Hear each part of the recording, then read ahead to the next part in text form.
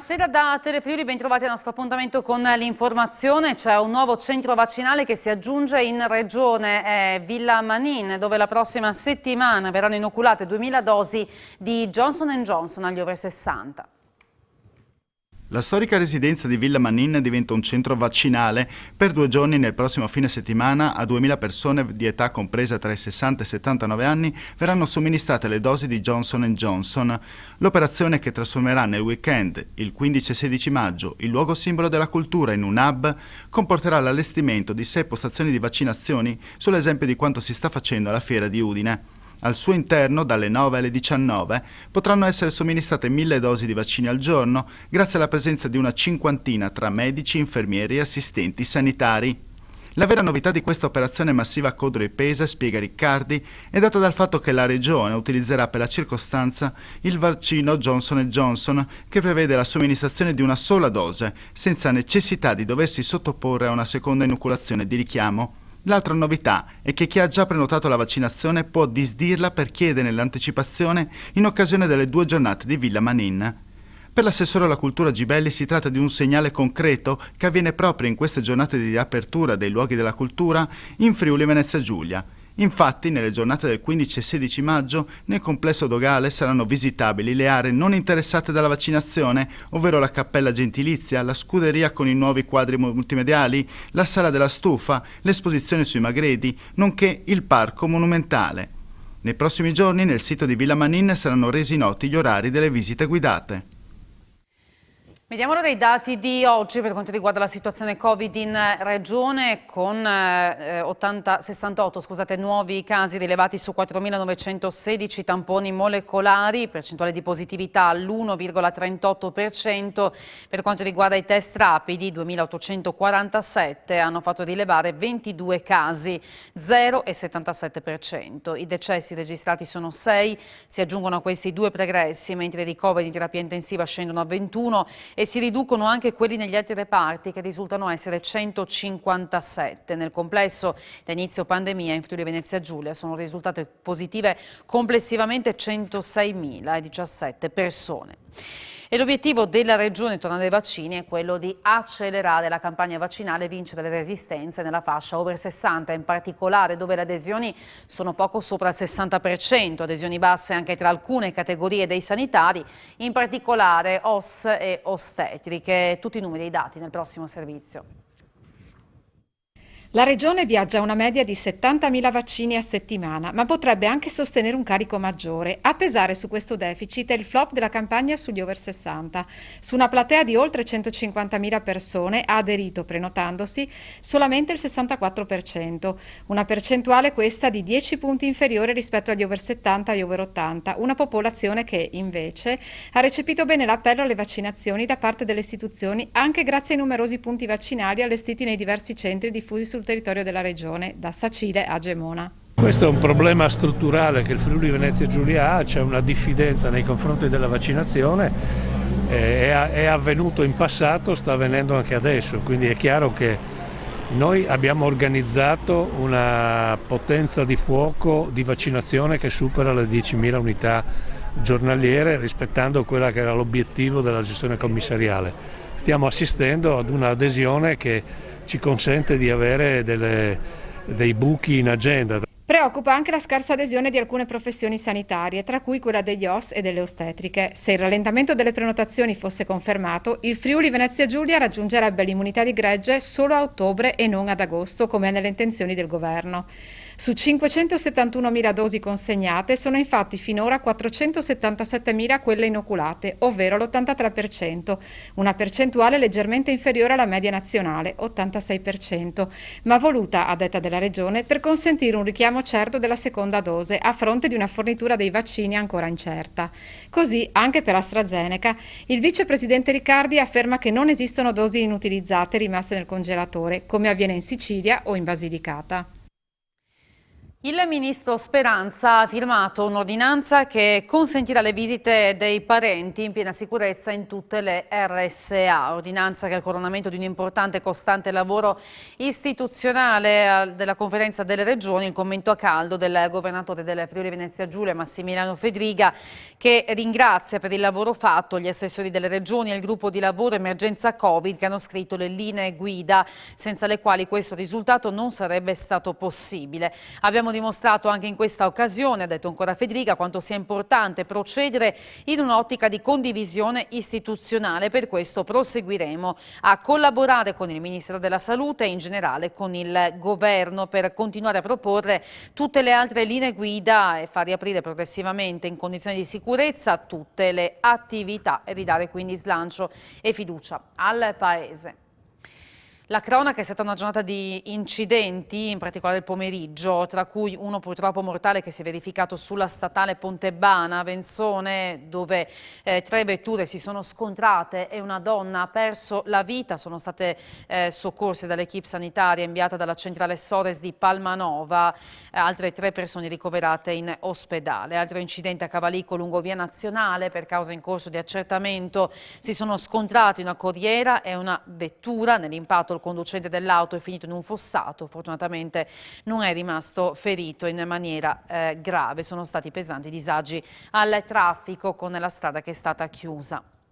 Una donna di 67 anni di Premariaco ha perso la vita nel tardo pomeriggio di ieri in casa sua. A dare l'allarme è stato il marito, che ha sentito un tonfo provenire dalla stanza da bagno. La donna è caduta improvvisamente, forse per un malore, battendo la testa. Anche alcuni vicini di casa sono intervenuti preoccupati. Purtroppo per la donna non c'è stato nulla da fare.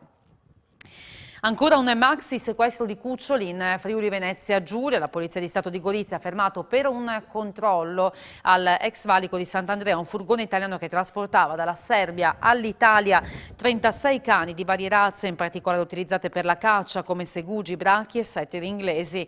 Valore di mercato che si aggirerebbe attorno ad alcune migliaia di euro per ogni singolo animale. Il trasporto dei cani, di cui 8 dentro un'unica gabbia, era stato effettuato in condizioni incompatibili con il benessere animale. Il conducente del mezzo, un cittadino italiano, è stato denunciato. I cani sono stati affidati alle cure dei veterinari di Udine, a disposizione della Procura della Repubblica di Gorizia, che sta procedendo anche per il reato di maltrattamento di animali.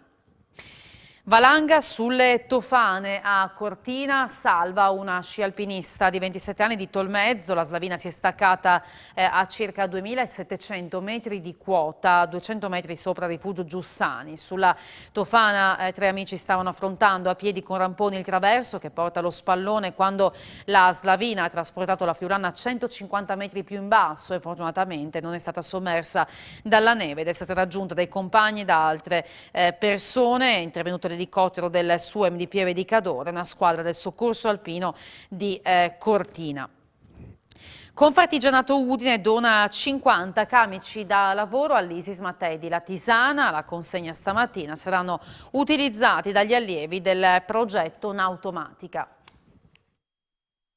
Una donazione di 50 camici da lavoro, così Confartigianato Imprese Udine e in particolare la sezione della Bassa hanno voluto ringraziare l'Istituto Scolastico Mattei di Latisana per quanto sta facendo in termini di formazione tecnica, con particolare attenzione al settore della nautica da diporto. Questa è un'eccellenza del territorio e queste donazioni di materiali o di attrezzature non sono che un segno di riconoscimento per la grande opera che questi istituti stanno facendo. Quindi sia sotto il profilo della formazione professionale di questi ragazzi che noi ci auguriamo diventino poi anche imprenditori artigiani, ma anche per quello che fanno per la formazione sia sociale e civile di questi allievi. I camici sono stati destinati agli studenti delle classi quarte e quinte coinvolti in Nautomatica, progetto curricolare che ha lo scopo di introdurre i ragazzi agli impianti delle imbarcazioni e fornirgli così un pacchetto di competenze spendibili sul mercato del lavoro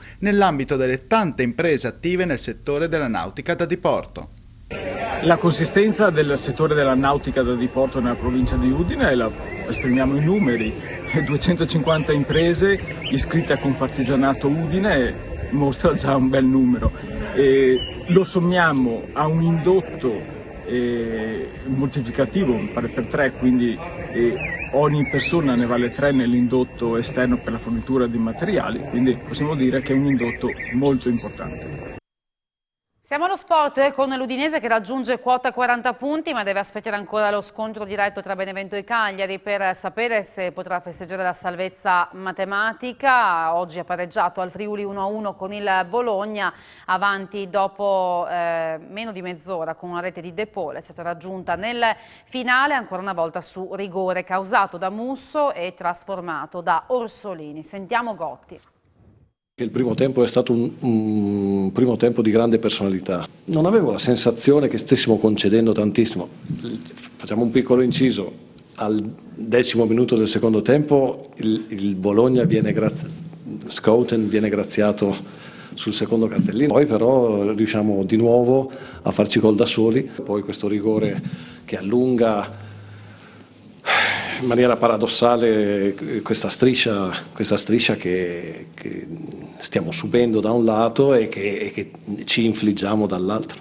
Però devo dare soddisfazione ai ragazzi per il fatto che il percorso comunque è un percorso che ci ha portato fuori dai problemi abbastanza presto. Al di là della cifra numerica, che comunque è rassicurante dal punto di vista della permanenza in Serie A, anche per il modo in cui questa squadra ha condotto il campionato, insomma l'ha fatto a tratti con grande personalità, a mio giudizio con poca assistenza della fortuna, però insomma siamo qua. Lo sport in Friuli è ripartito molto bene, ora però è tempo di salvaguardare atleti e società, così il presidente del CONI regionale Brandolin, che oggi era presente in ASU, dove sono stati presentati e inaugurati nuovi impianti di purificazione d'aria. Lo sport in Friuli non è mai stato fermo, in particolare lo sport individuale ovviamente e alcune categorie ovviamente professionisti o semiprofessionisti negli sport di squadra. Sta ripartendo molto bene, se mi permettete avremo grandi manifestazioni, le abbiamo già avute di nuoto, avremo Giro d'Italia, abbiamo avuto una qualificazione olimpica, cioè siamo stati un mondo abbastanza ligio a quelle che erano le norme, i protocolli che ci erano stati dati e quindi abbiamo fatto attività. L'augurio che io mi faccio e qui anche chiedo, insomma alla Regione, lo stanno chiedendo altri dirigenti insieme a me, una vaccinazione dei nostri atleti. Adesso partono per quelli di livello nazionale, come ben sai, perché vorremmo veramente a settembre ripartire in sicurezza anche con tutti gli sport di squadra. C'è l'arrivo anche di un nuovo governo, è andato via il mio amico, faccio per dire, insomma, ministro, vabbè, che Dio l'abbia in gloria, così lo definivo io, e quindi è cambiata un po' l'atmosfera, si è capito che lo sforzo nella riforma che deve essere fatto è salvaguardare le società sul territorio, primo, secondo salvaguardare, aiutare e rendere sempre più professionali, non professionisti, i miei dirigenti volontari. Ed è tutto per questa sera, grazie per aver seguito il nostro telegiornale, buon proseguimento di serata, arrivederci.